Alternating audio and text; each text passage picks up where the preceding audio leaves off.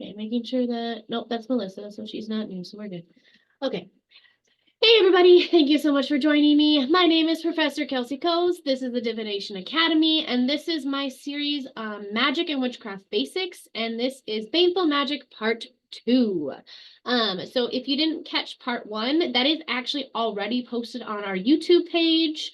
If you're watching the replay, just go to YouTube and search Divination Academy. We are literally the only Divination Academy on YouTube. It's the first one that pops up, and that class is already there for you to watch. Also, the study guide for Baneful Magic, if you're watching the replay, is already on the website as well. And that is what I'm teaching out of as well for you guys. Tonight, we'll be starting on page 66 of the study guide, and we'll be starting with binding. And we'll really get into detail with that.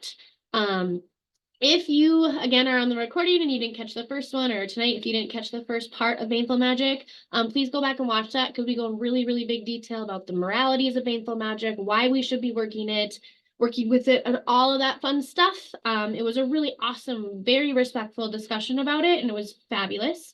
And I really encourage you to go watch that. We're not going to go over that tonight. We went really, really in depth with that before. So like I said, we're going to finish this study guide, and this is going to be part 2 for everybody.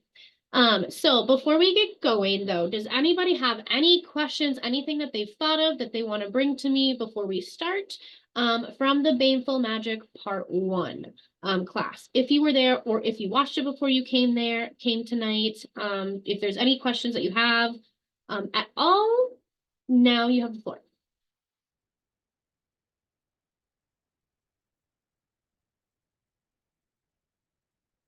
I'll take that as a no. It's been a couple weeks. I know. I had a rough week, and then we had a couple other classes in between. So I know it's been a couple weeks since we did that first part. Oh, also, just quick housekeeping, just because I see that you're in class tonight. Lindsay, I have those books for you. And I'm also going to rewatch the Ascended Masters class tomorrow, just to make sure I'm getting you the right one that I forgot to put in the study guide. But I do have those titles for you. I will send you a message after class tonight. Awesome, thank you. You're welcome. Okay, so we're gonna jump in. So binding. Binding is actually, honestly, probably one of my favorite types of baneful magic. I think it's incredibly effective. And it's the one that I usually actually typically get like the most success out of. I don't like using that word necessarily, but that's the word I'll keep with it. But this is usually the type of baneful magic that, like I said, that I really connect to, that I really like. And it's a very lovely, lovely type of magic. So let's define what it is first. You might even really know what it is even outside of a magical sense, just because you know what binding is in general. But when you hear the word binding, like I said, you're probably correct. But it means to tie or adhere two things together, or to bind something or someone to itself. So I really emphasize the or there as well, because there are two different types of binding, and we're going to break that down here as well. But again, it's the binding means to tie or adhere two things together, or to bind something or someone to itself. To be perfectly honest, that's one of my favorite uses of binding. I absolutely love to bind a person to themselves and to their own karma and to their own energy and to their own actions. I also will bind myself to certain tasks, to certain intentions, for certain things as well. And binding yourself gets a little bit tricky, and we'll talk about that later. But I really love to bind people, especially binding them very specifically to their karma. I very much like that practice, and we'll talk about that too. Like we've talked about with all the other baneful practices and magics that we've talked about in part 1 before this, some people, and this is going to be your decision on how you view things, and you get to determine how it's going to fit into your practice and your belief system. But some people believe that binding rituals really fall into gray magic, which I wholeheartedly agree, but some even consider that it's, dark magic. It goes against the universal laws of magic. They consider it, like I said, baneful. They consider it harmful, and that you're going against the will of others, and that you're imposing and enforcing your will onto them. So again, keep that in mind. That is a viewpoint with binding, as is with every single baneful type of magic. You really have to think about the ethics of that. And you really have to think about how it's going to sit with you and how it fits into your practice. like I touched on before, there are two kinds of bindings. The first is, like I've said, binding something or someone to itself. And really what it is you get a metaphorical image of a rope and you end up kind of, tying it around someone or something to keep it in place. You can also use physical ropes and magical incantations to be able to do this, but it's really it's really binding something or someone to themselves. A lot of times I see it, like I said, with the karmic, with certain events, certain energy, certain things trying to have happen to them. But typically it's karma. I usually see people binding people to their own karma. Um, that's very common. And a lot of times when it comes to like magically speaking with this as well, they'll use it to also prevent someone from being able to cause harm to other people or to themselves. I have seen binding someone to themselves being used in a way to try to protect someone from self-harm. And personally, I didn't have any success with that. But I have heard of practitioners doing that, and I do know a few that was helpful for them when it came to that. So that is something that I have heard of and seen binding used as well when it comes to binding to yourself. And then to also stop them, like they bind that person to themselves to stop them from harming them. So that is another way that I see that, where someone is literally actually making threats towards that person. So then they bind them and that energy to themselves so that it's a form of protection and that person cannot harm them. And it's, yeah, I'm going to stop there. The second kind of binding that we talked about are where you bind two people or two things together. And it's super common binding ritual, a pagan hand-fasting ritual, which is when two people swear that they love each other for another year and they decide that they, deciding on marriage or not. That's a voluntary binding where two parties are both willing. But there are other forms of binding that people can do as well. This is commonly where I will see a lot of those love spells kind of starting to really sink into this category of binding that other person to them, and trying to not get your ex to leave and like things like that. I see this kind of happening in those situations. Also when it comes to binding as well, you can bind two things together, like two elements. I've done that multiple times in spells and rituals where I go through the whole process of completely magically binding those two elements, those two symbols, those two sigils, whatever those two intentions are, two spell jars, whatever. I go through and I bind them together to amplify that magic within that ritual, within that spell, within that incantation. You can also be binding just simply two other objects to each other, and two people as well. You could do it for, again, some people do it for a love sense, in a voluntary way and an involuntary way, and that is your own personal practice.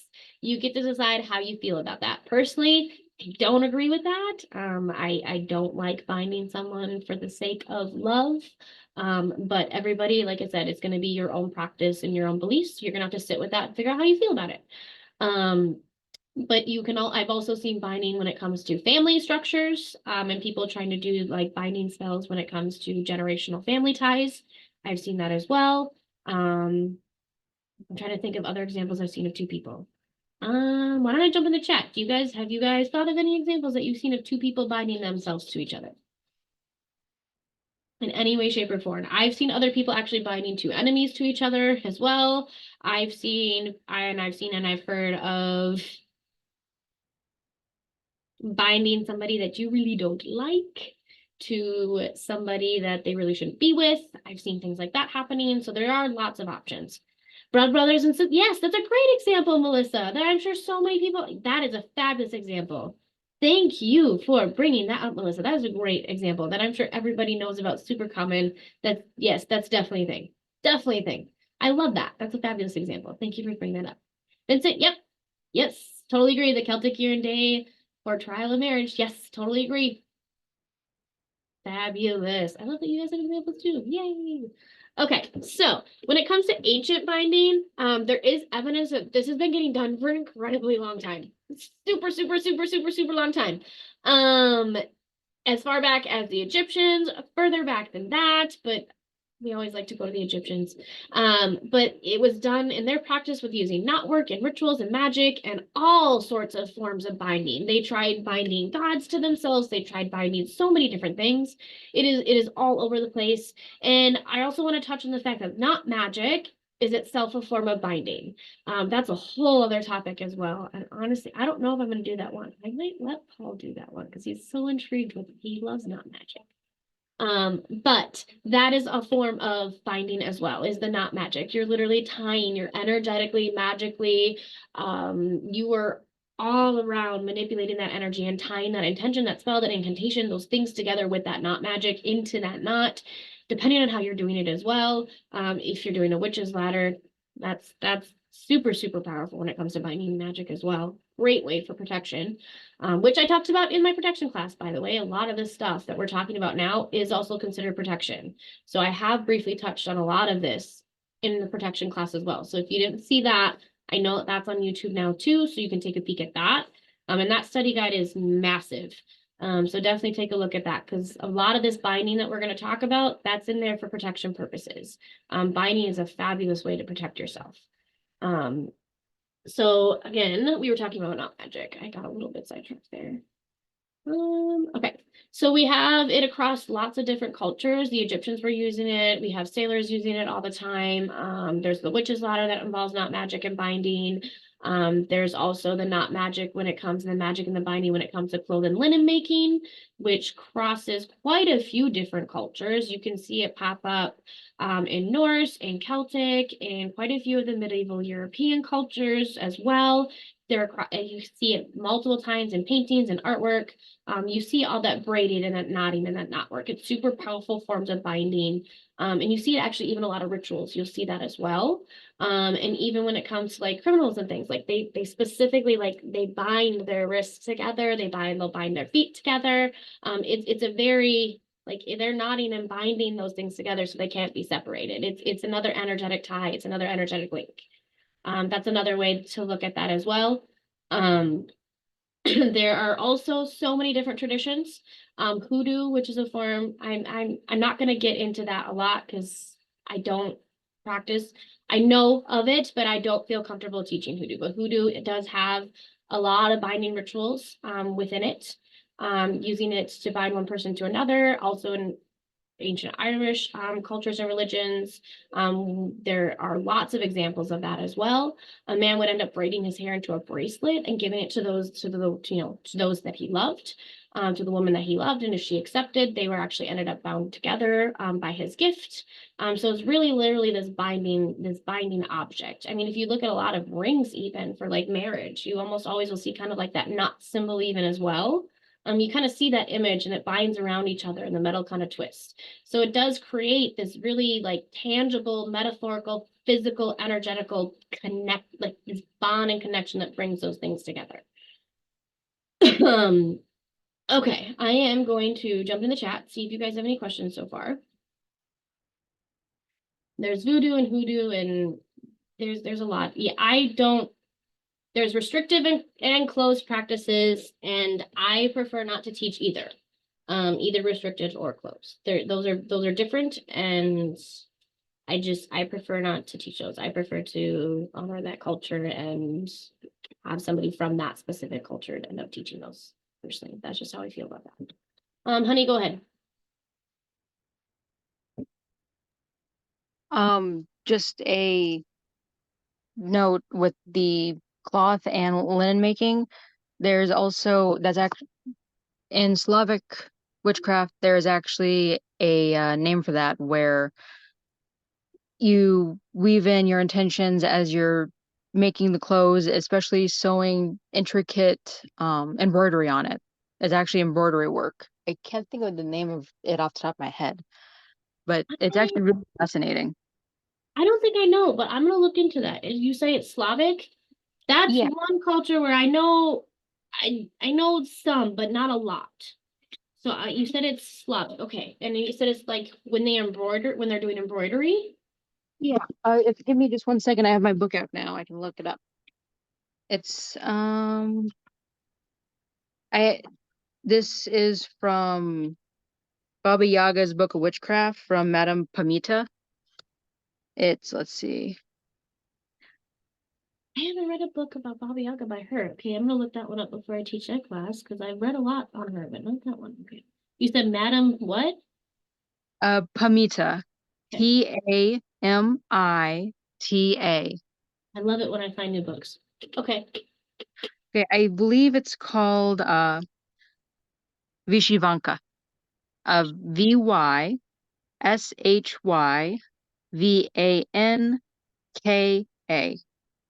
Okay. I'm definitely gonna look into this. This is really intriguing. Like I said, I know some about the Slavic culture and I know some about some of their deities, but I don't. That's new to me. Thank you, honey, for my new thing to learn now tonight. You always give me at least one. Anytime. I absolutely love Slavic mythology, so I know a bit more about it. It's incredibly intriguing. It's very, very interesting and so detailed and elaborate too, which is why it's so interesting. It is. Okay, let's see. Melissa. She says in the chat, some indigenous people from North America do hair binding. It's usually the wife who braids a man's hair and vice versa. I didn't know that, Melissa. So thank you for teaching me another new thing tonight. I did not know that. I love that. I will be perfectly honest when it comes to like North American, South American cultures, I do need to expand my knowledge on that. And I'm working on that. So thank you for that. I really, really appreciate that. Okay, anybody have any other questions, any other comments, any other things that they want to add? Okay, fabulous. Okay, so we're going to talk about when should binding rituals be done. Again, your morals are going to come into this. If you don't feel like you should be doing them at all, period, and you're coming to learn the knowledge so that you have the knowledge of how to do the practice, and you're going to choose not to use the practical work, then never. And that's perfectly fine. If you want it to be a part of your practice, if you want it to be a part of, your path, if it's something that you feel like you should be using and you should be doing the practical use for it, and it fits into that for you, again, it's going to be determined on you and your practice and your beliefs. But some instances, like I said, that I kind of talked about, if another person is consenting, like in love fast and hand fasting and any type of like consensual type of binding when it comes to internal love and love rituals. That's a fabulous time to bring this out. You can use it for protection as well. This is like next step up protection though. This is not the first route I go. Binding is like second, third, fourth route I go, depending on the severity of the situation. But you can definitely use a binding for protection if you feel like it needs a little bit more to it and you want a little bit more like it really, it cuts it off. So if you really want, a little bit more of that, that's when I would say that using it is a good way to do that. Depending on your morals, if you really, really, really, really pine after somebody and you really, really, really love somebody and that love is not returned, you could potentially do a binding ritual. And you could potentially get what you want out of it. That's definitely a possibility. And there's, like I said, there's so many other examples that I talked about previously, but again, it's going to be your morals, your decision, your part of your path on when you want to be using it. Again, another time though, make sure if somebody's hurting themselves or others, that is a big time that I feel it is super justified to try to use that. To bind them to themselves, to stop them from hurting themselves, to stop them from hurting others, to create safe space for them, things like that, to try to alleviate some of that. That again, that's another great way. And again, just like with the other class, like this is not like disclaimer, like this is not like this end all or be all or cure all or end all for like mental health or suicidal ideation or self-harm urges or anything like that. I don't like you still need to make sure that you are following mental health professionals, you're following any treatment plans you have, taking any medications that you have, anything like that still needs to be a part of it. This isn't just magical like cure all. I can bind away my self-harm urges. I can bind away my suicidal ideation. It may help with it and it may stop it from the most intense parts of it, but it's not going to completely make it go away. I can speak from personal experience with this. And again, just huge disclaimer, please, like this does not override your mental health or any type of plan that you already have in place that you have going on. Okay, so another thing that you can do binding as well, is illnesses and bad habits. I see this happen a lot with bad habits. And I've tried it. It works when the binding's in place, and then, kind of as soon as I don't keep up that binding anymore, or something happens to it and it breaks apart, the habit kind of falls away. I've done it a couple times to try to stop myself from like biting my nails because I'm really bad at it. I've actually done one to try to bind myself to remember to brush my teeth because I'm really bad at that one. I'm just really bad at it. And so like things like that, you can also use it to like bind things such as like colds, and illnesses like strep throat or things like that. That's possible to do that. And again, just like the other class, when I talked about some other topics as well, this isn't just an end all or be all disclaimer that this is going to cure. It's not some magical cure. It's a way to help. It's another layer on top of it. So please, please do not do this outside. Like, please listen to medical professionals. Please listen to your doctors. Don't try to do this instead of that. Okay, I got that disclaimer. I want to make sure I have that in there. So you can also do that. I've done this with colds actually before. It's worked pretty well. You can also do with these, usually though, you want to do some type of banishing ritual followed afterwards for protection, as well. Typically, like I combine those two when it comes to like illnesses. Also bad habits. Typically I'll combine those two. But you can, like I said, you can do it separately. And then, yeah, I'm going to leave it at that. Another time that you can be using as well, like I said, if it's like a last, this is a little more escalated. This is more of like a last ditch, like it's this or banishing, or this is like you're really at your last possible magical efforts that you're going to do with this before you get really extreme. So this is I really want to read it. That's usually how I feel about it. Again, it's going to be your own personal belief, your own personal practice.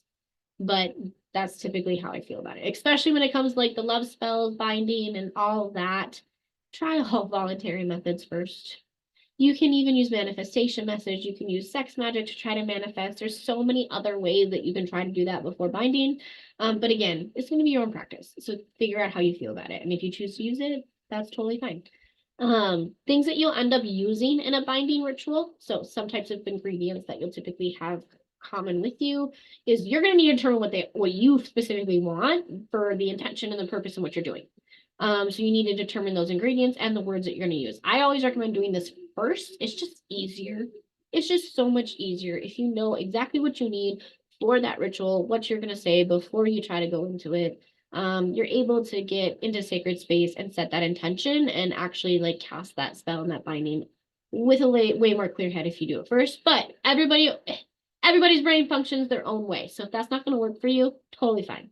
Do it however you would like to. But so for an instance, for a love binding ritual, some objects that you'll want are things that are going to represent love.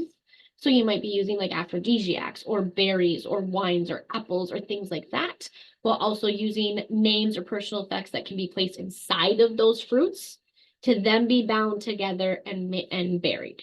So a lot of the times what I'll end up seeing is, especially like if it is like a love, like trying to bind somebody to you for the purpose of love, I'll see apples, or any other type of fruit. It's cut in half and then placed inside. You will either like carve the names or the sigils or like write it on paper, and then you'll put whatever else that you want inside of there. You'll put it together and then you'll close it and you'll be binding it together. Typically people use twine or any type of like string when it comes to the binding. But a lot of times that's usually how I'll see it. But like I said, every single binding ritual is going to be different. So you're going to need to determine what it is about. If it's protection, you're going to want to be using things that are going to be more suited for protection energy. So if you're going to be using, crystals, if you're going to be using, fruits or, foods like that, a lot of times I love lemons for protection. They're sour, they're bitter, they pack a punch, like they are very like boom in your face. I love lemons when it comes to like the fruit that I can use for any type of binding if I'm using that as part of it. A lot of times you don't even need any fruit. There are sometimes where you combine simply with, a piece of paper that has a sigil and that person's name on it, and then another piece of paper with, another person's sigil and a piece of name on it.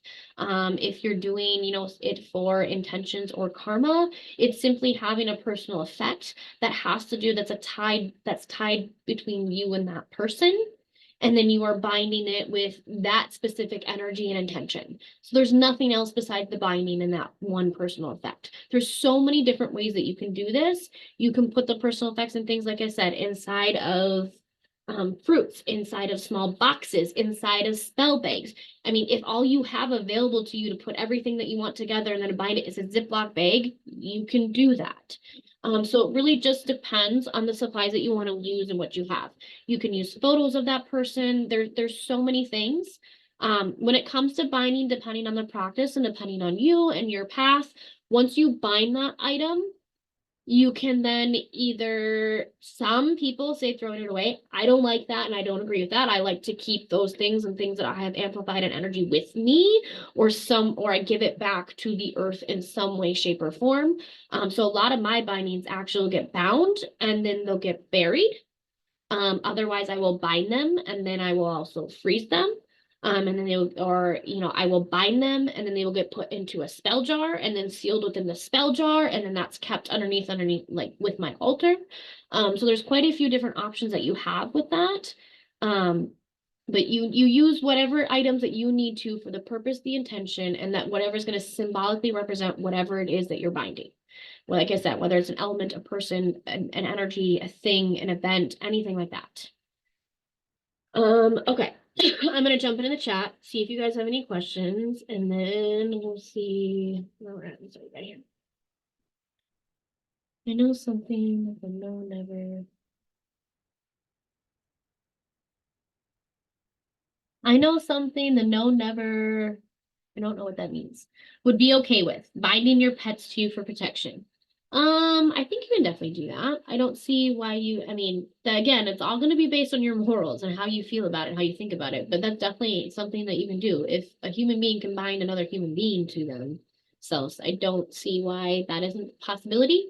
I've never personally thought about doing it, but I don't see why you couldn't. If it's part of your path and part of your beliefs, I don't see why not. Okay. Any questions? Any comments? Anything at all?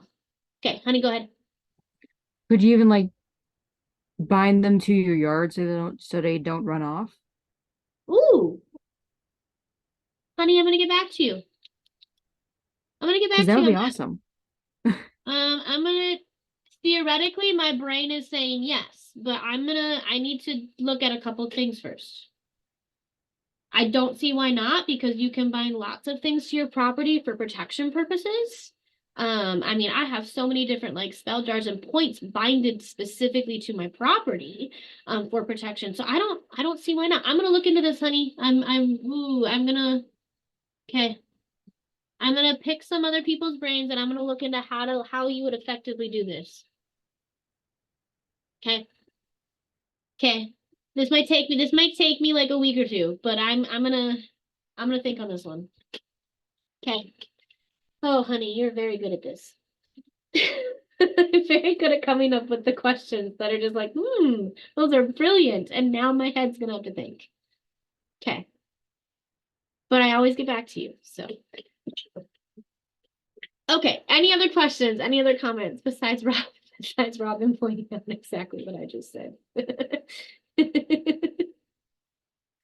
Okay, fabulous. Let's jump back in. Okay, so now we're at the part in the study guide where I kind of summarize what I have in here for you guys for examples of how to practically use this type of magic. So when it comes to the binding ritual, I have one in here for protection. Super, super, super simple. You'll just need a photo of the person, the personal effects, and then a black ribbon or string. And I'm being specific with that color, because black is a very strong protection color. You could potentially use red, but I really prefer black. Other colors that I would use is gray, just because I am a gray practitioner. So everything that I use is in gray, except for I do really switch when it comes to protection. I do like to go with the black color for protection a lot, very often. So that's what you'll need. And then you can use a small box or a key or anything, like anything that you have that you can put it into it. Even if it's like a little spell bag, anything that you can put it into.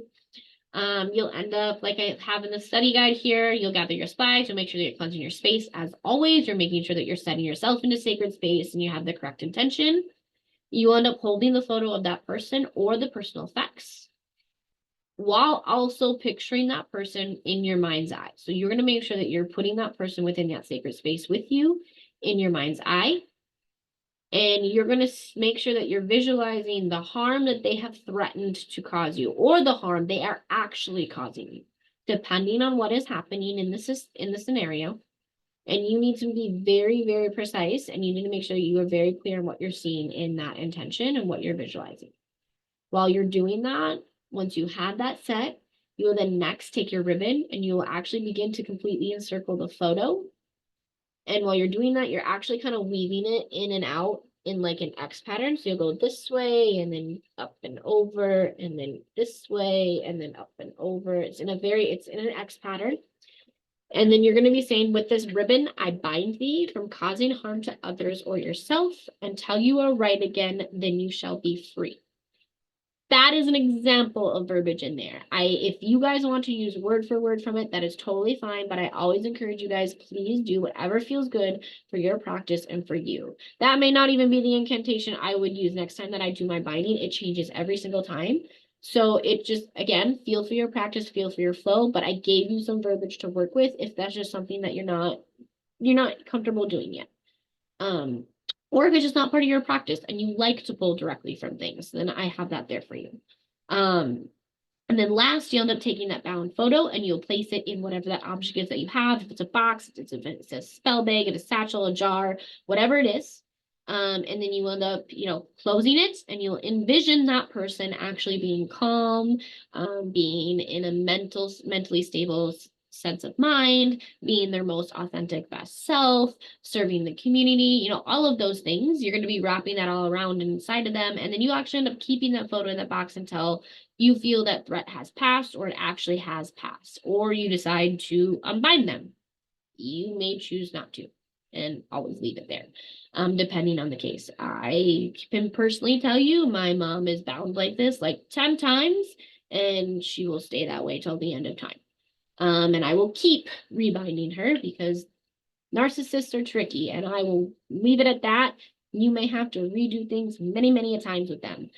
They are not, their energy is something else. So it's, again, you may have to redo it over and over again. You may have to add layers to it. I also have in here in the study guide an example of a consensual type of love binding. Again, that's consensual where the two people know about it and it is consensual. It deals with tomatoes, which are great. I loved using tomatoes, especially with the color and the meaning behind them and the understanding behind them. And they're also really easy to come by. Tomatoes, they're super easy to come by. Sometimes here in Minnesota, I can't find apples. So tomatoes, but I can find tomatoes, which I think is interesting.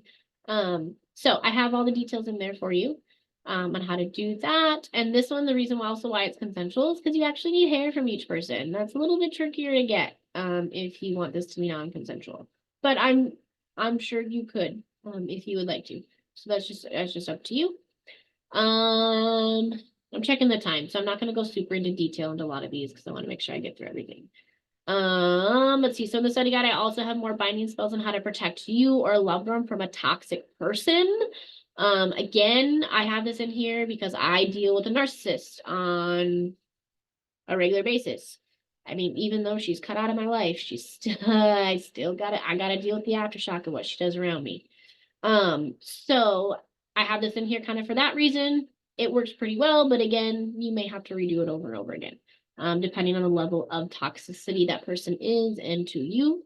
So I have all the materials in there for you and what you will need. Most of them are pretty easy to get a hold of. So some ones that you might have a little bit of issues with is incense if you don't work with them, and then possibly a black candle. Sometimes I have a hard time finding black candles. Another type of one that you can do for binding that I have in here deals with not magic. It's for both love spells and protection spells that I have in here. I also have one that's super, super easy that just has to deal with yarn and cardboard and a black marker. So those are really easy materials to get a hold of. Okay, so before we go any further, I'm just gonna jump back in the chat super quick. We're gonna just see if there's any last questions on binding, and then we're gonna go into hexing. Which I love hexing, and I feel like hexing is a very common baneful practice people are a little bit more interested to do, and they're a bit stronger than jinxes, but they're more closer to that type of magic is how I feel about them. Okay, let's see. Honey, go ahead. I had a question, just a comment about the binding pets to the yard, just to expand your search a little bit or make it more friendly. You could also say like binding your pets into inside your house, because I know a lot of people have problems with their house cats trying to get out. So not just like dogs in the yard, but cats in a house. Sounds good. I will add that perspective as well, because I'm sure it can go either way if I can figure out. I have an idea of what I would do. I have a couple books already on my shelf I'm looking at that are gonna help me answer that question, to be perfectly honest. Okay, sorry. Okay, any other questions, any other comments? Fabulous. Okay, so hexing. So what they really do is they send negative, and again, I don't really like that word, unwanted. But so many people say negative and it slips out, and I hate it sometimes. The unwanted energy towards your target. So it really depends on your intention. And they don't last super long. That's a really big thing with hexes. They're pretty short-lived. They're usually either seasonal, or this is when they can become a little bit longer, because you can typically actually set hexes for a certain set duration of time. And a lot of times hexes will be set to where they stop working when that target learns their lesson. So if this person is incredibly obtuse and they're just not learning that lesson, that hex might be in place for a long time if the practitioner doesn't go back and choose to separate and break that off. But typically they are a little bit shorter lived. But this is also why they're considered stronger than jinxes, because they can be set for a duration of time. And it's really going to depend on how they're set and then the person that they're set against. So most often or not, I see hexes being used. And they're used in a super useful way. It's when somebody continues to do something wrong and like they don't change. There's no changed behavior. It's those people that say, I'm sorry, I'm sorry, I'm sorry, I'm so sorry, but then they do it again and again and again and again. There a lot of times I use hexes for the people that give empty apologies. For the people that don't understand that an apology needs to have action changed afterwards for it to matter. You're still doing something wrong if you don't change the actions after the apology, if you don't learn that lesson and stop hurting me in that way. So this is where a lot of times, like I said, I will use this. I'll be perfectly honest, I have done some on my husband to help him learn a lesson, and he's aware of that too. When it's like, I have literally asked you to stop doing this a million times. I have heard sorry a million times. Okay, I'm gonna hex you like this super teeny tiny little hex that as soon as you figure out to stop doing this, it'll be done. Like the most annoying thing that I could possibly think of to hex him with. One time it was literally just he would never be able to find his lighter to be able to smoke his cigarettes. It would always just be missing and gone. Because I was tired of picking it up. I was tired of him making me have to keep track of where it was, so I taught him that lesson. So again, there's just a lot of different ways that this can be used. Some common hexes, like I've touched on, is a seasonal hex, which is to alienate usually a target from their friends or family. And a lot of times when I see this cast as a way to alienate them, it's for a set amount of time, like a week or a month or, literally a season, like fall, August, I'm sorry, fall. Did I just do that? Fall, winter, summer, and spring. I see people doing it as well to make someone regret leaving them after a breakup. I see that happen pretty hastily often. I personally haven't done that. but I also don't have much experience in that. So I can't say that I wouldn't do that if I did experience that. A hex to make it difficult for somebody who has played around on you or cheated on you to be able to find love, or if you had somebody that really played with your heart in a one-night stand. I've seen that happen a lot. There are hexes that I've seen people to destroy somebody's hope. I've seen, like I said, small little hexes. Some people would maybe consider what I did a jinx because it's a little bit more of annoyance, but because, I set this certain time frame and duration on it is why I consider it a hex, and because it's specifically to a lesson. So you can do it for, little things like that as well. But it's, yeah. Yes, so those are common reasons for why I end up seeing it. And a lot of times when it comes to hexes as well, I see hexes very oftenly being confused and mistaken for a curse. Curses are actually incredibly specific. And we talked about curses in class 1, but they're very specific. And it's just very different because curses typically will end up causing misfortune or harm or something unwanted, like really unwanted to happen to that person, or a situation. Whereas a hex is it can be a lot more broader, but then it's also it's teaching a lesson more than just causing misfortune or harm or anything like that. It's very specifically teaching an incredibly specific lesson for somebody to learn. And it's almost always tapped up. Like I said, it's not always, almost always. It's used for other things, but it doesn't cause as much calamity. I think that's the best word. That's such a big word. But curses, like they're really meant, like that's the big up escalation, like we talked about in class 1. But curses are really meant to like intend like very unwanted things, very big unwanted energy and misfortune and harm and things like that. You can use them for protection as well, but that's really where it's for. And again, the hex is just very lesson specific. It's very it's time sensitive, and it's set to that. In history wise, it actually really starts to originate from the Germanic culture. It comes up very commonly in 1820s to the 1830s. And it actually is used to mean specifically witch, actually, at that time as well. So that's part of it when you look at it from a historical standpoint. It's been used for an incredibly long time. And they actually, like I said, they use it as a negative connotation to refer to people as witches. It was almost like a slur, kind of. And I don't like it. But in the study guide, I do have a couple hexes in here for you to try to use. One is to actually turn joy into misery, which, yeah, this one's really fun to do. I say fun while I'm talking about turning joy into misery. But if somebody is really harming you, and if they're really affecting your mental health, and if they're really affecting your environment, and it's kind of like an onslaught of things like that, I don't see an issue with trying to turn their happiness into even just a taste of the misery that they've caused you. But again, that is going to be all part of your own personal practice and your own personal preferences. I don't see an issue with helping karma along. So that's also another reason why I use Baneful magick as well. Because yeah, but I have in here how to do it. It's really simple. It's using actually a jar, and you're using a piece of red paper, and you actually end up writing the target's name on it in red ink. I say specifically in red ink because hexing,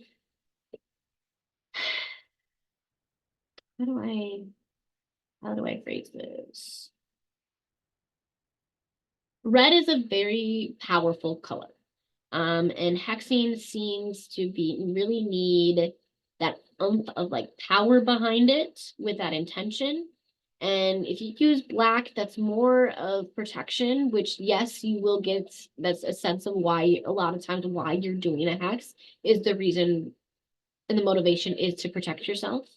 But if you really want the like power oomph behind it, the red ink gives that, and it amplifies that, and it brings that forward with that power and that passion and that very, very intense conviction with the intention. Hopefully that makes sense.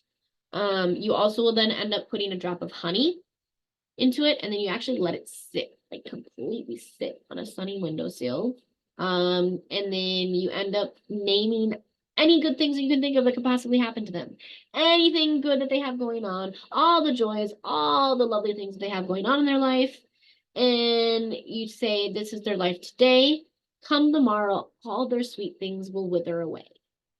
And then you leave that jar there all day and overnight. And then the next day you actually remove it from the window and you open up the jar. You remove the name from the honey with, make sure you're using your fingers, and then you reach in, like it's literally like you are literally energetically reaching in and pulling out their metaphysical happiness. Like that's literally what you're feeling inside there. That's what you brought into there, was their joy and their happiness. That's what you were pulling in. You will end up pulling that out and you're going to put it aside. You will then on a separate plate actually take up ashes and dirt that you can find around your house. Even if it's great if you sweep the floors and you get all the nastiness that you can off your floors. You get all the mixed up energy that you have from all of your passions, your emotions, and everything that's going on around your home. If you use incense, you can pull out some of your ashes for this, and you put it all on the plate. And you put the honey that was in that jar with the name, and the name that was covered, it was covered with the honey. You actually put it within the ashes. You fold it all up within the ashes, and you stir the name up around in it. And then you want to make sure that it's completely covered back into that jar. You want to make sure the honey is all a part of it. And then you say, for all your joys, let them wither. When you seek happiness, find nothing but dirt and ashes. And a lot of times I'll end up saying something along the lines like, now that you've made your bed, you're going to sit in it and you're going to lie in it. Or something along the lines as well, like like revenge is a dish best served cold, or anything like that. You take that jar and then you, in that little bit of honey that's still in there on that name and everything that's in there, and you actually hide it. You hide it somewhere in your home. You put it in a dark place, and you're literally storing that person's happiness then within inside of it. I know that sounds kind of intense, but sometimes it's a lesson that needs to be learned. In the study guide, I do also have a healing hex in here as well, because you have the ability to do that as well with hexes. You can do, it's usually typically used with a blue candle. I've also used white as well for the sense of purification. But you can do blue candles because blue is a very healing color. Also, when it comes to healing, a lot of times when it comes to like hexing healing, you'll be doing it from like an emotional sense, a mental health sense, and things like that. And blue is very connected to your emotions and your emotional self. So you end up taking that blue candle, you end up carving the person's name on it, whether it's somebody else that you're doing this for or for yourself. And also their date of birth. So I would recommend making sure that you know that. And then you actually end up placing this candle on a mirror to reflect itself back to them. So you reflect their own energy back to them and you repeat. I always do 3 times because that's who I am and that's what I do. But if you have a different number that works for you, go for it. And while so like I said, you repeat 3 times. While the candle is lit, you burn to ashes, ashes to none. It is time to face what you have done. And it's a healing process for you. It really helps that other person heal, whoever you're putting on that. And then it can also help yourself if you're putting that on it as well. Yes, so there you go. Okay, so before we jump into jinxes, I am going to jump in the chat and see if you guys have any questions. My Zoom does not want to open. There we go. Let me see what is in the chat. Okay, let's see. Whoever wants a fork, I like. Okay, not sure what that was in reference to, but I like it. It sounds. I just like it. I like how it sounds. I think I know what you put in there, but when you say set a time, does that mean that you keep the binding or ritual going for a certain number of days and then untie and undo it? Yes, that is one way to look at it. If you are setting like a specific time, like for that X to be, if yes. Otherwise, when you're setting that intention, you can be setting the intention itself that it'll be until this time and this is how long it'll be, and then it'll dissipate. And then you can also set the intention or set the time to where it's until they learn their lesson. Which then you're never gonna fully know unless that person comes back to you and lets them know they've learned their lesson, or you see that the actions have changed and they have learned their lesson. And then you make the choice to go ahead and undo that. Typically, if I'm hexing somebody and I am like setting a time for them to learn their lesson, and like I'm not around them, and I see, I think the longest I've kept something in there unknowingly is a year, and then I'll typically unbind it and redo it. Like I said, unless it's my mother, hers are a whole other ball game though. And those are infinite. So it really, really depends. If you're setting at a time for them to learn their lesson and you return it back to the earth, you don't need to unbind it then at any point. It should literally dissipate itself when that lesson is learned, and or when the time frame is that you specifically set with the intention when you're setting that in place. Alyssa, does that answer your question? If not, you can either put something in the chat or unmute yourself, or just let me know that it did. A curse is like a hammer, a hex. I like that actually, Vincent. A curse is like a hammer and a hex is like a switch. You break stuff with one, you instruct or annoy with the other. Yep, I like that. Also, tasted their own medicine. Yes, that's kind of how I feel about it. And whoa, that's deep. I'm not sure what you're referring to, but thank you. Sometimes I wish I looked at the chat, but I get so distracted when I'm looking at the chat the whole class. But thank you. I like hearing that. I'm guessing it has to do with me talking about either A, hexing my husband, or B, something I said when we were talking about taking away somebody's joy. Yes, it was the joy one. I was like captivated. I was like, oh, whoa. Yep, I figured. Yeah, it's also kind of why I put that one in here, because yeah, I've done it a handful of times, and yep, it's quite pleasant to watch the after effects of. And we're talking Baneful magic, so why not put it in there? Okay, so jinxes. I kind of alluded to them when we were talking about hexes. I kind of thought I already talked about them, to be fair. But B, they are similar, so it makes sense too. So jinxes are small, very relatively harmless spells. They're really more of annoyances. Is really just you're really just trying to annoy somebody. They're very, very minor annoyances. They're very temporary. And they're usually very target specific too. So casting a jinx mainly just kind of that very like it's especially for me, like that's kind of where I go to when it's like that rash, like I'm pissed as all hell and I'm gonna do something, but I don't want to be extreme, so this is what I'm gonna do, and I'm just gonna be passive aggressive and annoy them. So like this is how I kind of view jinxes, is like they're a little bit more of like passive aggressive magic if you really think about it, because they're really just like they're targeted minor annoyances that are very temporary. Like it's gonna be this quick one and done thing. But one downside to them is you might not know if they worked unless you're super close to that individual, or like you're there when it happens. So that's the other part of it too. Because depending on how you set it and depending on how you do the jinx, you may not actually know if it worked or if it happened, because they're really small, minute annoyances. Like I said, they're generally harmless. But they are considered to be, mean-spirited. Like like I said, they're you piss me the fuck off, so now boom, let me pop off before I cool down. So like I said, they don't last long. They don't last that long at all. They're very, very, very temporary, very, very specific time period. So some really good examples of jinxes are a jinx to send sand or dirt into someone's sheets at night, a jinx that causes a target to step in water when they're wearing their socks, You can do a jinx to send someone nightmares. You can do a jinx so that somebody all of a sudden just appears less attractive to either themselves or to other people around them. You can do jinxes to where, you know, every single time somebody ties their shoes, they end up untied while they're walking and they trip and they fall. There's just so many things that you can do for jinxes, like so many small little things.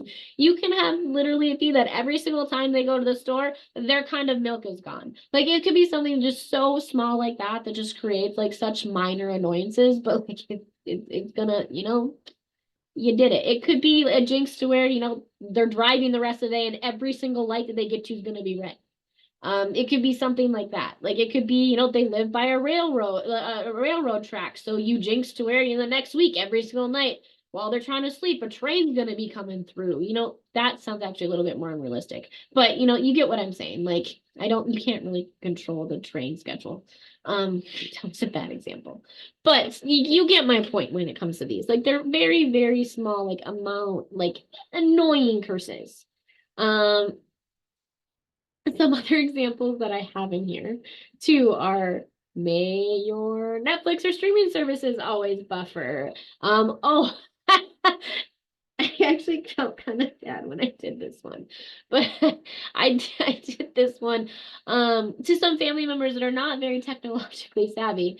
I got a little bit annoyed always having to fix some of their stuff and then like just not listening to me with things. So I literally had it to where I jinxed them to where every single one of their streaming services logged them out of their accounts and made them have to change their passwords.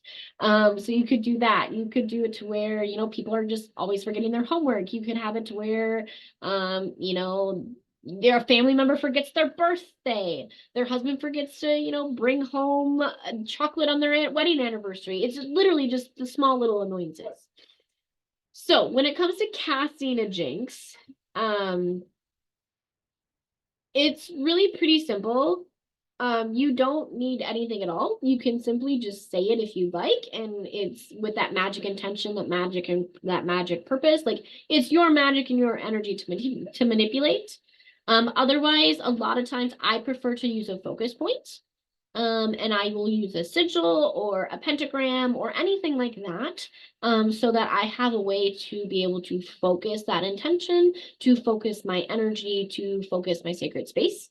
And when you do that, you'll draw it on the paper. And I always like to use marker because I like to use a permanent structure unless I'm creating a sigil that's supposed to break for activation, and then that's a whole other ballgame. But like I said, I like to use marker. And then when you draw that, you use that as your focus point. So you can focus on your person that you're targeting, and you want to be as specific as you possibly can in your mind's eye of that person. If as specific as you can get is a name, that's great. If as specific as you can get because you're a visual thinker is actually like visualizing them, that's fantastic. Whatever it is that you have to do, but you focus on them, and then you want to focus on the specific thing that you want to be able to jinx them with.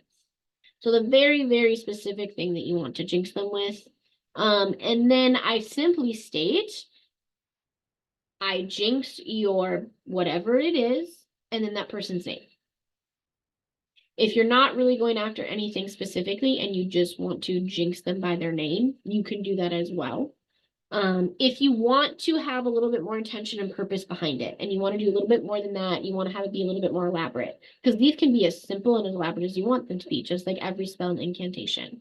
You can also, right before you say that I jinx your whatever the action it is, whether it's I jinx your family to forget your birthday, I don't want to say somebody's name out loud because I don't want to accidentally jinx somebody. Even though my intention's not set, my intention's not set right now, but I am teaching and I'm not going to say a name, but name.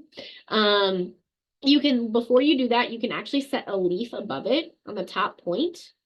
And then once you say that, you actually end up moving the leaf clockwise, and you keep saying that statement again and again and again until you draw completely over your pentagram.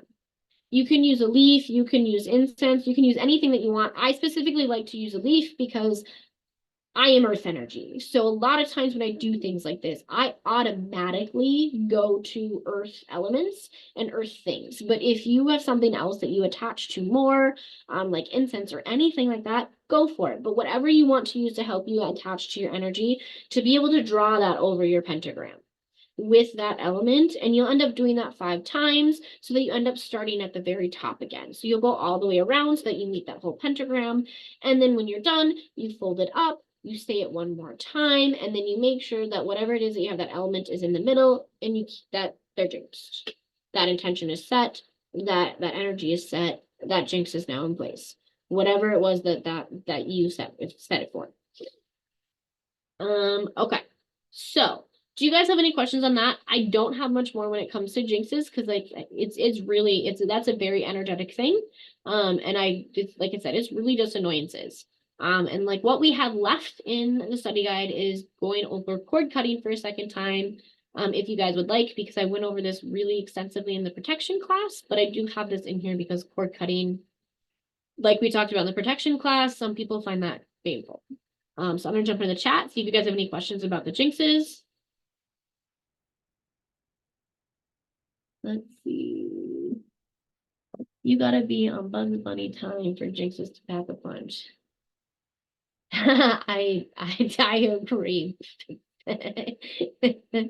Depending on what the jinx is, could you set them to go off when you're around? Oh yeah, totally. Like if you want to do that, but it depends on who it is. Like it's easier for me to jinx my husband because I live with him 24/7. So it's way easier for me to see the consequences of that.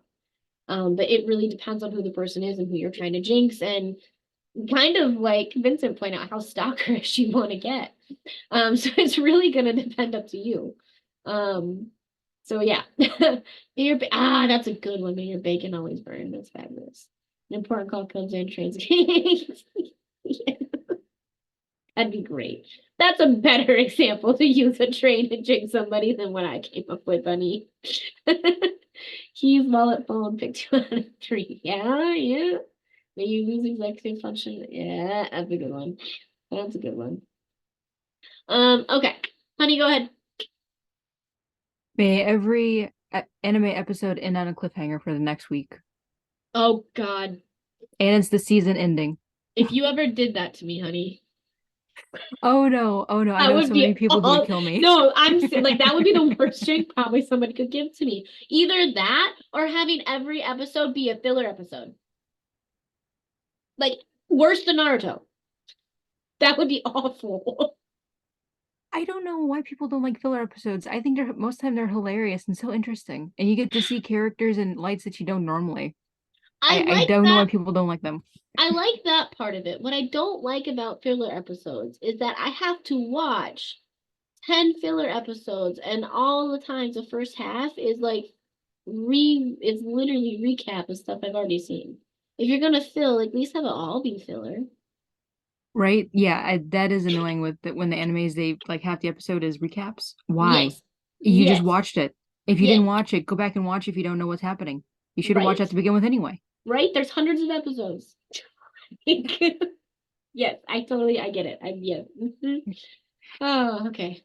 Whew. That's a good jinx. So I'm actually probably gonna keep that in my back pocket. I'm not gonna lie, honey. That was, yep. Vincent, may your favorite female author start writing the female characters like a male. That would be awful too. Next class, anime. Oh God. Ooh. I'm pretty sure pretty much like every admin, but like 1 or 2 could really get on to the topic of anime. I mean, my son's named after an anime character. So yeah.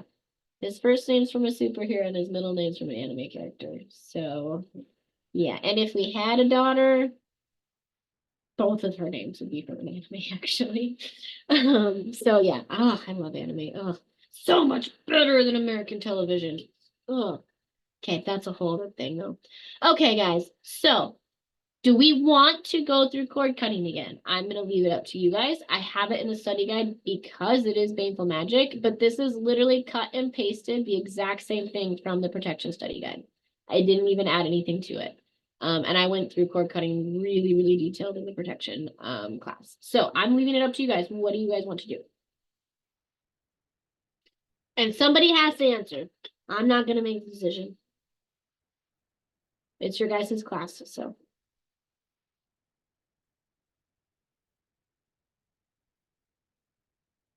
We're all Norse here. I love it. I love it, Vincent. Does that mean that you're good on cord cutting or good you want me to do it? I'm good to skip. Okay, fabulous. Oh, you weren't here for the last one, so you want me to go over it. I just want to make sure I know I'm doing, yes, okay, fabulous. Okay. So, cord cutting, aka to sever a bond spell. Some people think that cord cutting is considered baneful magic. Some people think it's actually completely left-hand magic and completely dark, and you shouldn't touch this at all, and you're really, really awful if you do cord cutting. I think it's an absolute frickin' shame. And yes, I did just say frickin' with this one. I think it is a shame that the spiritual community, that the magic community, the pagan community does not emphasize cord cutting enough. They actually don't even emphasize energetic cords enough. And they are so beneficial. They can do so much for a person, especially with how many people are breaking free from generational curses, generational trauma, just generational patterns as a whole right now. Like cord cutting is so, so important and so crucial for that. And it's fabulous. Also when it comes to like just energetic cords as a whole, there are so many energetic cords that are attached to each and every single one of us every single day. And to become more aware of that and to become more aware of like what they feel like and the fact that they're there is really going to help you be able to interact with other people and understand how those relationships correlate to you on a soul level. These cord connections also can help with sacred contracts, sacred families, and all of that fun stuff as well. So, when you hear an energetic cord, what is that? An energetic cord really is a spiritual rope. It attaches your aura or your life force to another person's aura or life force, depending on the verbiage that you want to use. And these energetic cords can develop for a multitude of reasons. It could be a cord that you're born with connected to somebody else that attaches you throughout your lifetime. They can be cords that attach at different points in your lifetime. It really, really just depends on what that personal relationship is and how they come across to you and how you interact with them. Some energetic cords are absolutely healthy for us to have, while other energetic cords are not, and they're draining. So it really, really, really just depends. Why do they even exist? Because we're all connected by one source. We're literally all connected at one source. They have to exist. We all come from one source. This is how we're connected. So this is how we end up knowing and being connected to the universe, the multiverse, to all the other souls that we are all a part of. This is how we are connected to our sacred contracts. This is how we're connected to our soulmates, our twin flames, all of our soul family. This is where that emotional, spiritual soul connection happens, are through these energetic cords. That's why they exist. That's why they're there. We simply cannot exist without them. This universe is energy. That's what it is. When it comes to energetic cords, they can come in different colors, different textures, different widths, different lengths. Lots of things can change with them. There's also just not that much info about it either. Especially when it comes to like cord colors and what they specifically mean, there's not a ton of info out there. Some people think that the cord colors will generally attach to a chakra color. Other people believe that the cord colors will attach to the ray of light that you're either ascended in now or were born into or are working through. When it comes to the 7 rays of light, some people believe that the cord colors are attached to your sacred contract and what your sacred purpose is and what things like that. There's a lot of different theories and a lot of different things and what each cord color means. But it's also going to differ based on your spiritual beliefs, your practices, and what the synchronicities are that the multiverse is telling you. I subscribe to the multiverse, by the way, so you're going to hear that way more than you hear universe from me. The universe is so much smaller. So when it comes to cord colors and what some of the possible colors can mean and what I found, I do have some in the study guide. So for example, like when you're looking at red, a lot of times it's considered like a very, very passionate relationship between you and somebody else. Others think that red is simply blood, like a blood relationship. The blood's flowing from one to the other. And it's also like looking at the way the energy is flowing. So that depends on if it's an unhealthy or healthy relationship. A lot of times people think that gray is actually seen as like a dull and lifeless cord that needs to be severed. That's really going to depend on your practice. I don't see gray cords like that. For me, actually, gray cords are the ones that I really, really need to hang on to. A lot of times if I see, there's specific colors that I see. For example, there's a turquoise indigo that if I see, like, I know that that's very specifically attached to my mother and that cord needs to be gone now, like gone. If I see purple that's attached to another incredibly unhealthy relationship that I have, that needs to be cut, that needs to be gone. So it really, really just depends. For me, because I'm a gray witch and a gray practitioner, and I live and thrive and breathe in the gray, and that is where I strive to be at. For me to see gray, that's a very healthy thing. If I see something that is very white or very black or, you know, very bright one color, I know that I need to kind of look at that a little bit. So again, it's really going to depend on you.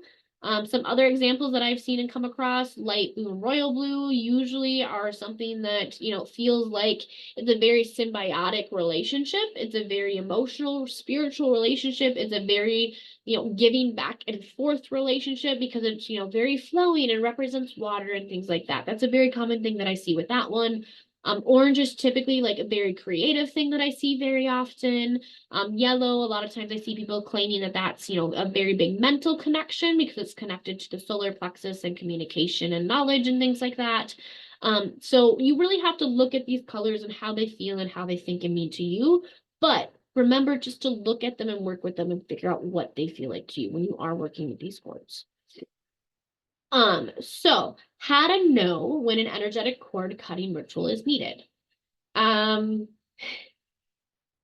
It's going to depend on the cords. For example, like I had stated, if I see a turquoise blue, like teal blue cord, I know very specifically from the work that I have done personally with myself, that's attached to my mother. I don't care what that cord represents or has to do with. It gets cut, it's gone. So if it has to do with a certain person that you want, you know, to have cut, you cut it because cords can grow back. By the way, it depends on that relationship. It depends on if other trauma gets brought up. It depends on if other wounds get brought up. It depends on, you know, it depends on a lot. It depends on narcissists. This is another part where I'm going to give a disclaimer, like cord cutting. If you get a cord cutting and be successful as a narcissist on the first time, please, please, please reach out to me and let me know like very specifically what you did. Because I would be very, very curious because I personally have not been successful with that. And I have yet to find somebody else who's been successful with that on the first try. So if you do, again, like please, like for learning experience, I definitely want to hear from you on that. But this, just a disclaimer at that, like you as narcissist, you will most likely have to do a cord cutting ritual one. Typically I have to do it about every 9 to 12 months with mine. And it also depends on if anything else she managed to make happen around me. So it really just depends on that. But so if there's specific colors, if you subscribe to the fact that like gray is considered life and dullness and you see a gray cord, you know, that would be something that you need to cut. If you feel like the texture or the shape or the flow of it is disrupted or unhealthy or draining you in any way, shape, or form, it probably needs to be cut. If you feel like it's taking up too much space and it's not fitting in exactly where it needs to, and it's really starting to overflow and overpower some other cords, it probably needs to be cut. So again, if you see, you know, like large knots or blockages, if it's something that's connecting you to a specific traumatic event, you have the ability to do that. If it's considered like a vampiric cord, typically you'll see those like very, very, very bright red. At least for me, they're incredibly bright red. And the energy flow is literally going one way. It's I never see the energy ever pulse back towards me. It's always flowing one way. Those are very, very draining, very draining relationships. And those cords, those ones you severed like right away. If you have multiple energetic cords that seem to pull you in a ton of different directions. So if it seems like at one point in time, I feel this at times, and I usually have I'm it really has to do with my DID and my multiple personalities. So sometimes it's just it helps. Sometimes I have to cut to get back centered, and wait for it to grow back a little bit. But you'll feel sometimes to where it's literally just yanking you in like so many different directions. And then when you go and you look at the cords, you will see them almost like they're in a tug of war with each other. And they're just pulling on each other. If you see that happening, you need to cut.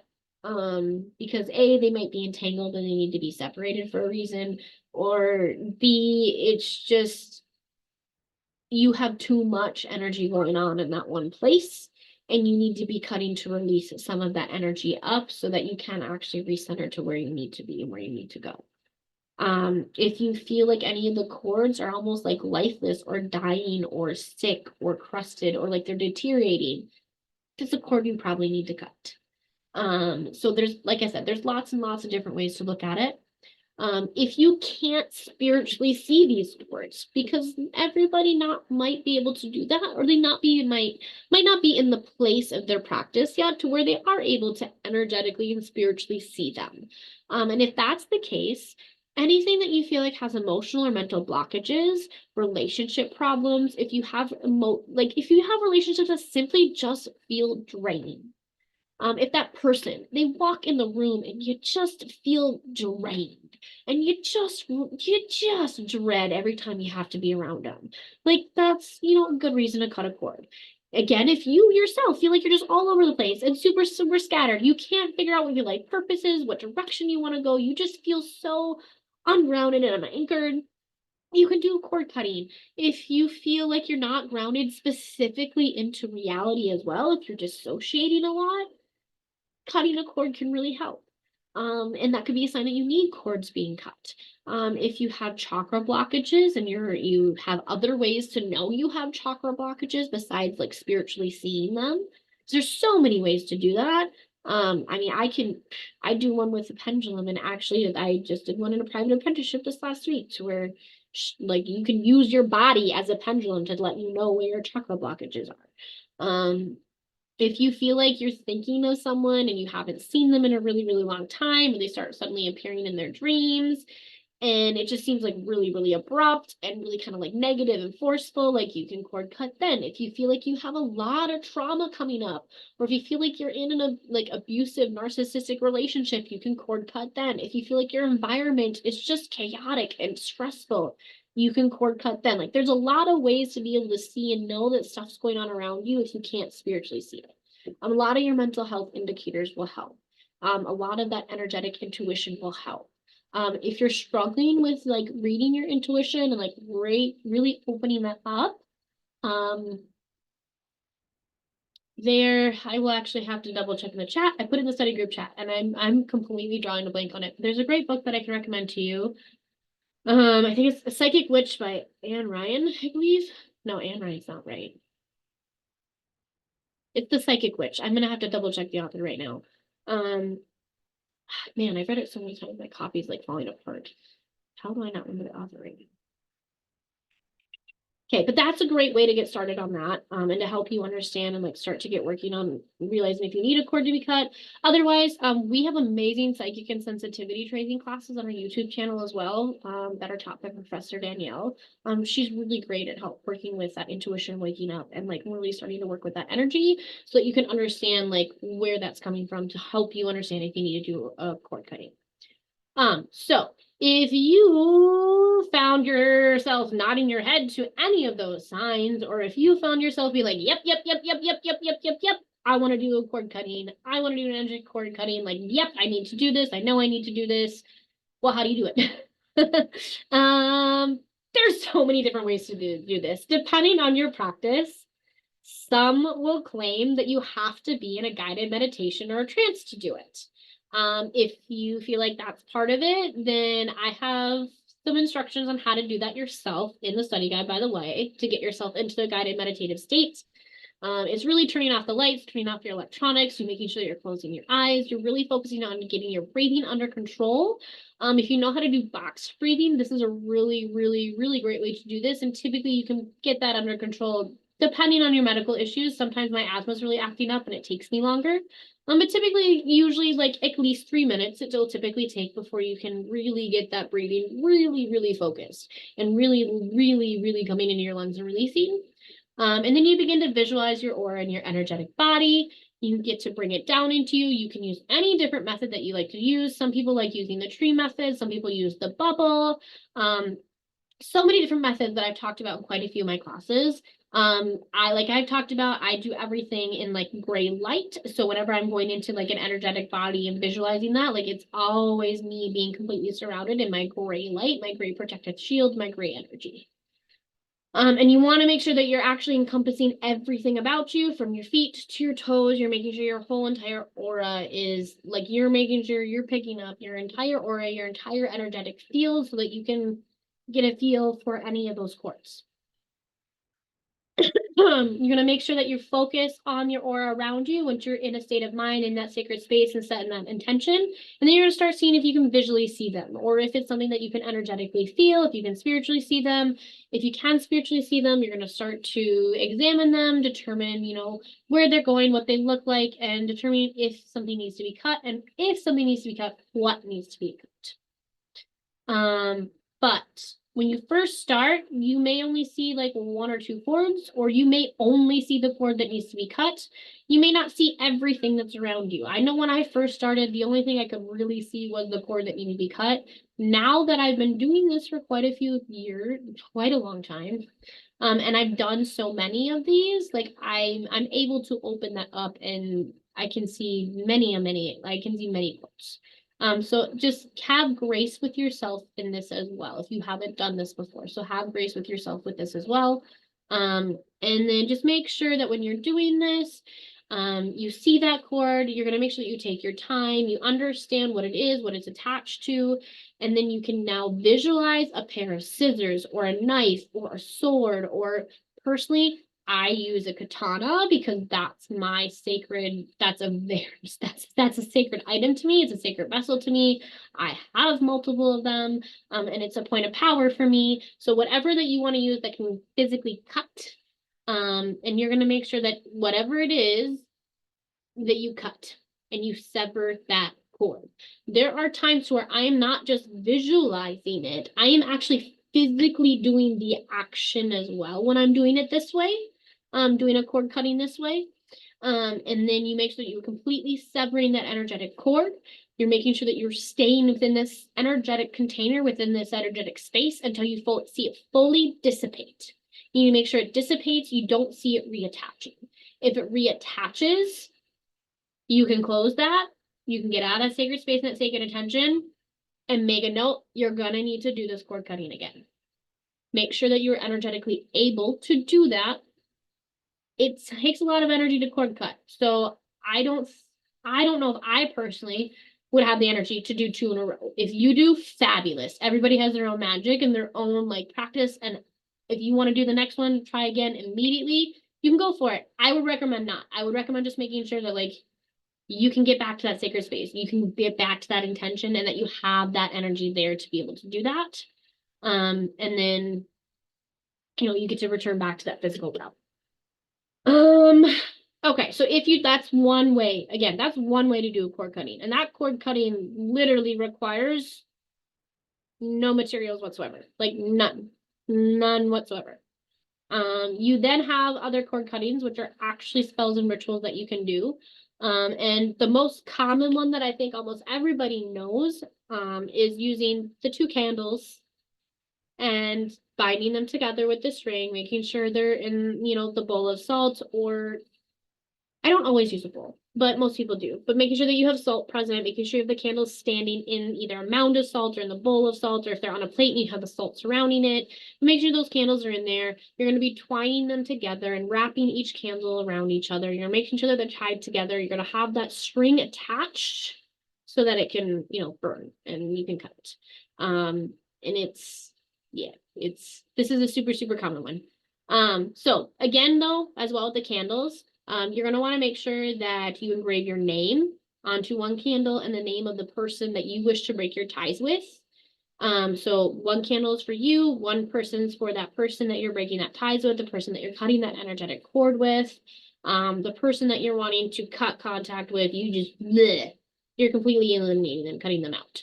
And then you're going to make sure that you tie the ends of your twine together. So you're going to make sure that they're tied together. You're going to wrap it around each candle in this way, or wrap it around each candle this way. And then you're going to make sure that they're either placed inside the bowl of salt, inside your mound of salt, on the plate surrounded by salt. You can also, as well, by the way, have sigils. Anywhere within this space, you can have the bowl set on top of it. If you're not choosing to put it in the bowl, you can draw sigils on the surface and then place the candles on that surface and then have the salt all around it and with it. So you have a lot of different options for this. You can even add some crystals if you would like around that. You can add, usually I add protection crystals, to be honest. I usually have black tourmaline and obsidian and usually a smoky quartz, and then sometimes a clear quartz to amplify. But then you'll have all of that set up. And then you'll actually end up lighting both of those candles and you let them burn to the point to where that twine catches fire. And you allow that twine to burn all the way over to each candle. While that twine is burning, that is you breaking that tie. That is you severing that cord. And you will end up saying the person's name that you're trying to sever that for. And you'll say, the portion of our soul contract is now complete. I now release the ties that bind us. I now claim that which is mine. So mote it be. You can change that however you like. I very specifically, though, like using our soul contract is now complete. Because that is way more definitive. It is way more, that's very ending. It's not just ending a relationship. Like that's ending that soul contract. After you do that, you're going to end up closing your eyes. You're going to visualize your energy being returned back to you. You're going to visualize and make sure you feel that connection breaking with that person. You're going to make sure that intention is set there for however long you need to sit in this. Sometimes this is quick. This part's very fast for me. Sometimes I'm sitting in this for an hour or longer. I mean, there's been times where I've been sitting in that energy for a very, very long time because I want to make sure I'm getting every single speck of energy back returned to me. I want to make sure I am breaking every single ounce of that connection that I have to that person. And then you will allow your candles to burn down completely. Some people look at the wax and read in the wax and get sometimes like divination readings from the wax. Totally fine. You can absolutely do that. Other people don't. It's really just going to depend on your practice. So at that point, you can either dispose of that wax, you can save it for other purposes, you can give it back to the earth.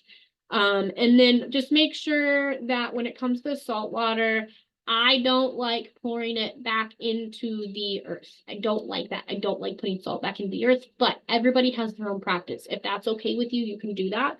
Otherwise, typically, I actually flush mine down the toilet. That's usually what I do. I usually just go and I flush it down the toilet. And then I make sure that I'm always giving thanks to my energetic higher self. I'm giving thanks to all the elements that helped me perform this ritual. And I'm giving thanks to literally the universe, the multiverse, the energy for giving me the strength to be willing to even do the cord cutting and to have the awareness to understand that it needed to happen. Okay, so I'm gonna jump in the chat, see if you guys have any questions about cord cutting. Oh, there's a lot of stuff in here. Okay. Let's see, cord cutting. I love cord cutting. Okay. Yes, me too. I would like to go over. Okay, fabulous. Good thing I over it. How can you see? Jenny, if you still have a question on how to see the cords, if you still do, put it in the chat because I don't know if that happened before I started talking about how to see that or see them or not. Oh, thank you, Lindsay. That is the name of the author. Matt, yes. Thank you. Thank you. Matt Aaron, The Psychic Witch. I think I recommended the book to you too, didn't I? How do you use a pendulum to fix your chakra? So you don't use the pendulum to fix your chakra. You use the pendulum to help yourself get answers to questions, and then based on those answers to those questions will let you know which chakra is blocked or not. And that takes a whole explanation. So that might be something that I do for a live chat for study group. Because that's a whole other thing. Oh, I'm sorry you went to Melissa. Did you go to sleep? Oh, Melissa left. Oh, thank you for being here, Melissa. Does the color of the twine matter? I don't think so. But when it comes to magic, everybody's magic is different, and sometimes yes. So sometimes depending on the intention and the ritual, if you want to get that elaborate, that detailed, yeah, the color of the twine can matter to you. But it can also not matter to you. And it depends. It really, really, really depends. There are times where I do rituals, and to me, the colors don't matter at all. It's all about the intention and the fact that I have the material there. There are other times, depending on that spell and that ritual, that color is going to matter. And I make sure that I'm aware of that intention of that I have behind that color. So it really just depends. It's really going to depend on you. Okay, honey, go ahead. You were saying how normally the red is a bad color in Yeah. general. I don't know if this comes from a specific practice or if it's more cultural, but in Japan, they actually have it's called red string of destiny, I believe it is, and it's when your middle finger or ring finger, I believe, is tied to your soulmate. And that's like it's a really good thing if you can actually find the other end of your string. I'm gonna look into that. Because I like red, like overall red's a super powerful color, but when it comes to chords, it's almost always like a very vampiric chord for me. But I'm gonna look into that actually to see. I'm gonna look into that. Thank you. Thank you. Thank you. Because I could definitely see it being also a cultural thing. I could definitely see that being a thing. For sure. I think that may be a new record. I think I gave you 3 things to look at. You did give me 3 things. I literally have 3 separate post-it notes and they all say honey questions. I like it though. I love to research. So I mean, and you guys all know that. I mean, in my off time, I'm doing a deep dive. I'm trying to find like stories in history from citizens who lived in Atlantis that were traveling at the time that it apparently sunk. I'm literally like, that's what I'm doing right now. So like, I love this that you find things like this for me. That sounds awesome. I am people very traveling from Atlantis. determined to figure out who Atlantis's deities were and what their pantheon was. I am so determined to figure this out. And I'm actually incredibly determined to shift people's perspective of Atlantis as well, because I don't think it was one island. I think that Atlantis was an empire that was as big or bigger than Rome. Ooh. And so like I also think we had the time frame wrong because Egypt measured time really weird. So, yep. I could go down a whole rabbit hole on this. Okay, sorry. Wasn't the red string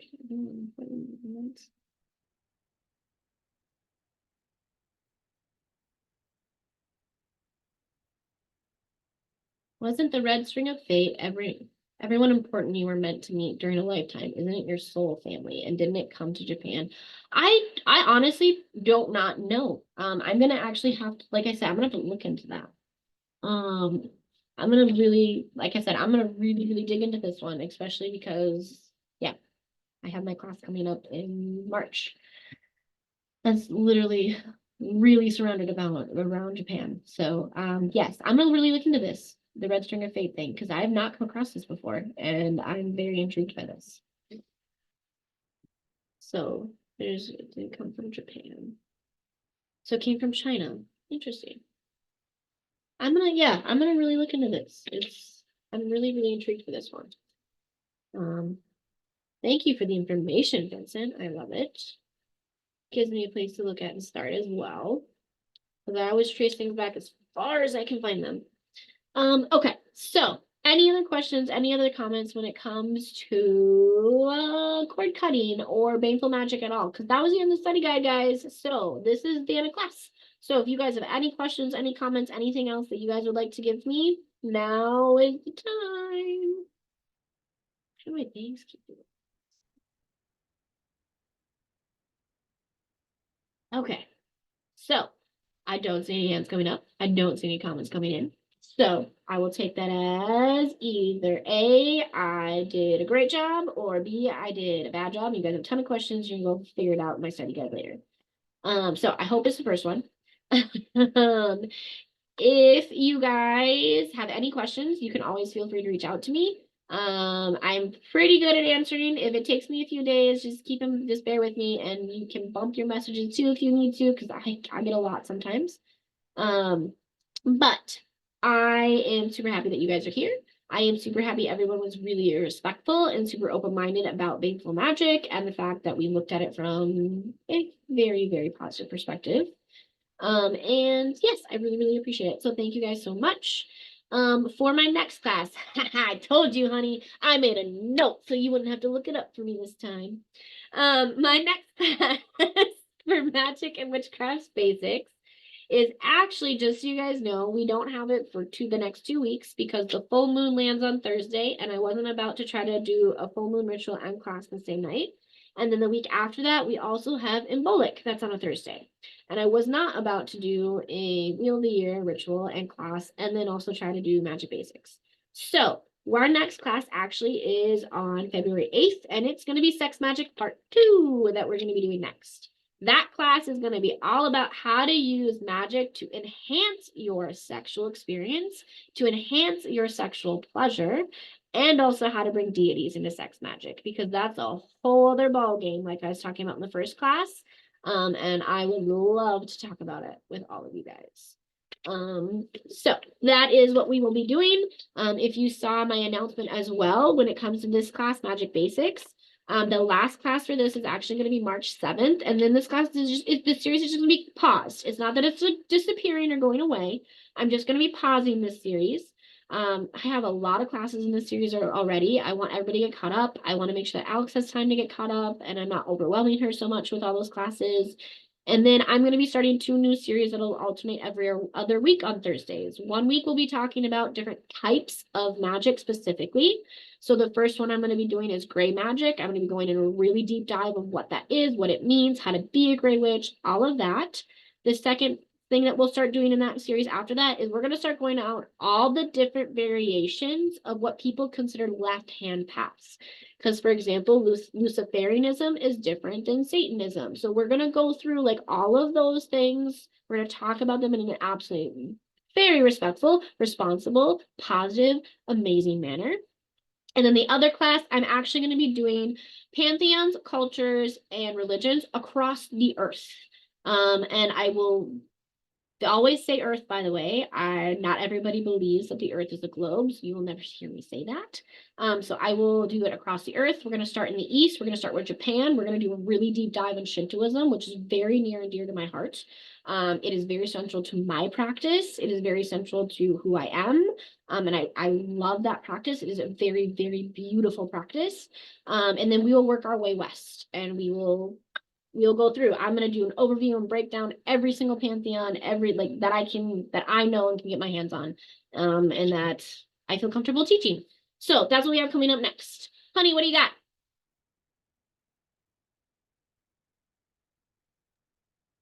The new classes sound awesome.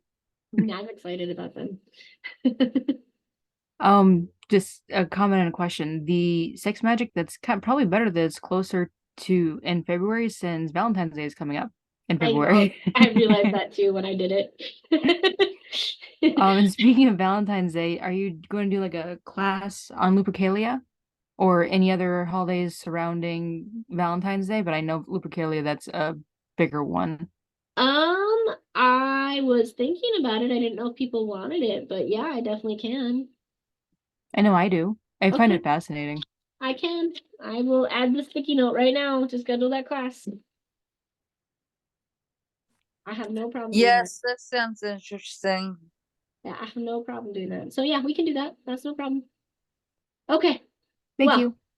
Thank you, everybody. Thank you so much for being here. And again, if you need to reach out to me, reach out to me. If you're watching the replay, please send us a message on Facebook to enroll. Please like and subscribe to us on YouTube. And please find us on Facebook. Okay. Have a good night, everybody.